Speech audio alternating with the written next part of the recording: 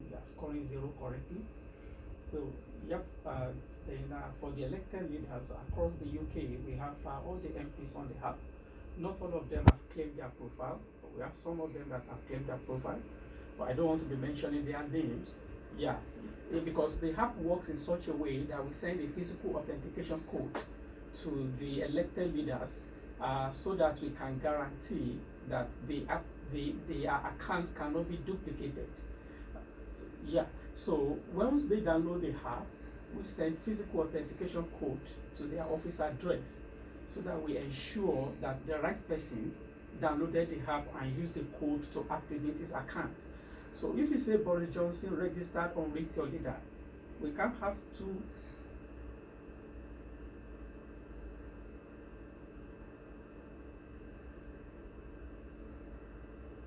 Yeah. I'm just giving you. I can manage all those ones. And in terms of the using the technology to teleguide democracy, I think totally we are not going to. We are not doing that. So we are not asking for voters' intentions on the app. So the app is just for the politicians to engage with their local voters within their postcode and then to get a public wider interest on an issue. Okay, thank you.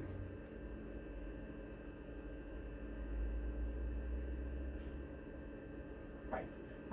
The concern we have when we started Rate Your Leader is we have quite a number of UK voters who cannot name their local councillors.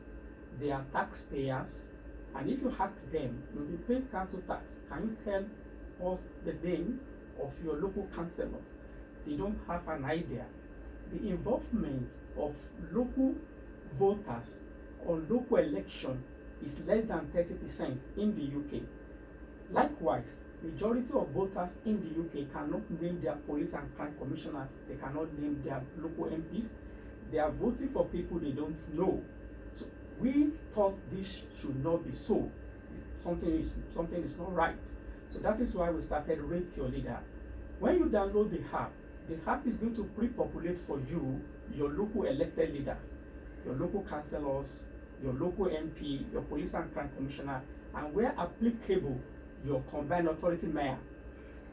Once these elected leaders are pre-populated for you and you are verified on the electoral roll, that's why registered voters, because it verifies you on the electoral roll as a registered voters, then you can engage with your elected representative within your postcode.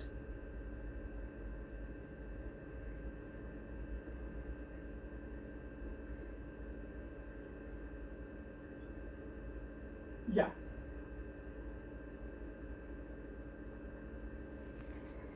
Yeah, we have for the voters side, we have about less than 1,000 people on the app currently, because we just launched in the UK about 2-3 months ago, and we are trying to do more marketing to get the app introduced to more people.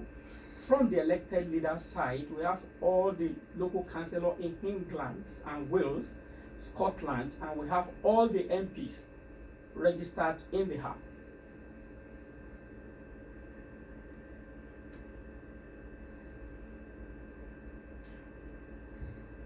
Yes. Yeah, the voters, we verify the voters on the electoral roll. When they register, they have the option to verify themselves immediately, or they can choose to verify themselves later. But for them to use the functionality to engage with local representative, they must be verified on the electoral roll, because we are trying to prevent abuse, to reduce online abuse to the barest minimum. Because we see that the tech giants are not doing enough to come face to face to stamp out abuse of our politicians. So for us to reduce the abuse, the identity of people that are engaging on the app must not be stored in secrecy. So we verify them on the electoral roll to make sure we safeguard our politicians from abuse.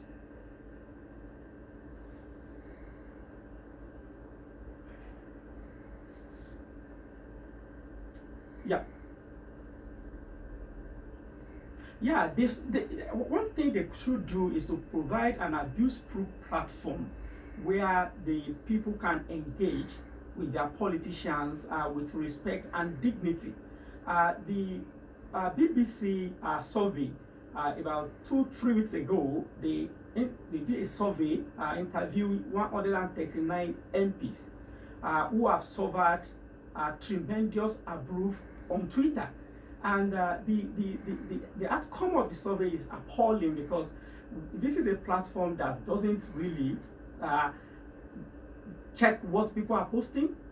They don't provide abuse-proof platform that people can use and then do constructive criticism. So we think it is not right, and that is why we are providing an abuse-proof platform for the politicians to engage with the voters within their constituencies. Many people that abuse politicians online, they are not even within their jurisdictions. Many people are following so many politicians online who don't even live in the UK, for example. So let your leader provide the opportunity for local leaders, local representatives to engage with voters within their parliamentary constituencies for MP, within their ward for local councillors, and within their combined authority for the combined authority mayor and the police and crime commissioners.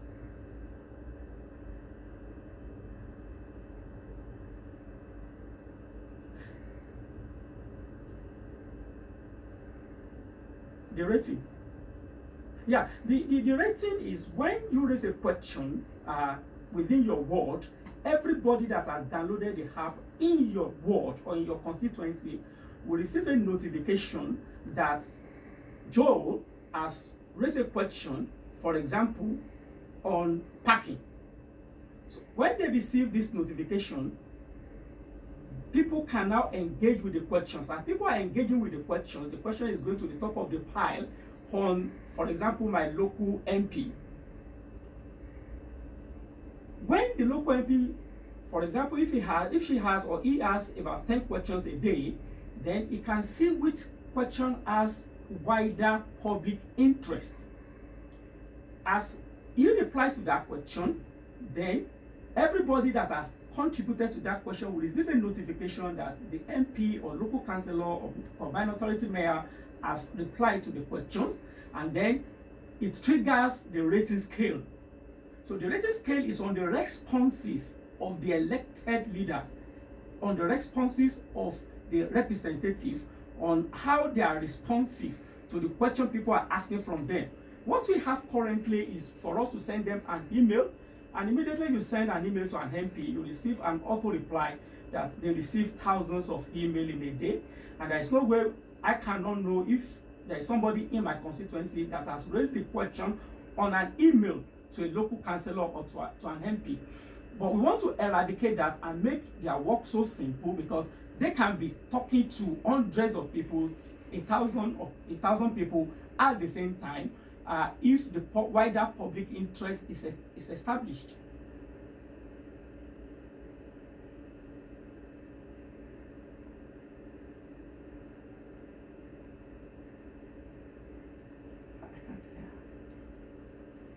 No, I can't hear you properly. I'll just check the headphones. Because I can still hear. Just. Yeah, that's all. Yeah, yes, better now. Okay.